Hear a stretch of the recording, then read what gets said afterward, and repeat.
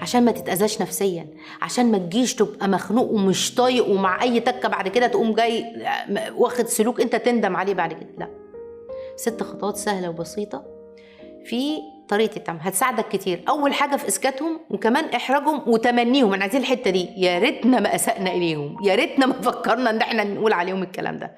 وانت هادي وعامل دماغ بيس تمام جدا مع نفسك واتزان انفعالي وذكاء وجداني، حلو الحاجات دي اشتنا كلنا، ده مهاره. اوعي تنسوا اللي قلنا اول الحلقه، مهاره يعني سهل اكتسابها والتعود عليها. اول خطوه قبل ما نقول عاوزك تركز كده في الموقف اللي فعلا عدت عليك وضايقتك وتم احراجك فيها وحرق دمك فيها، بس انت ما ردتش ولا اخدت موقف وتكررت الاهانات بعدها 5 6 7 مواقف، وبعدين اكتب كان ممكن ترد بايه.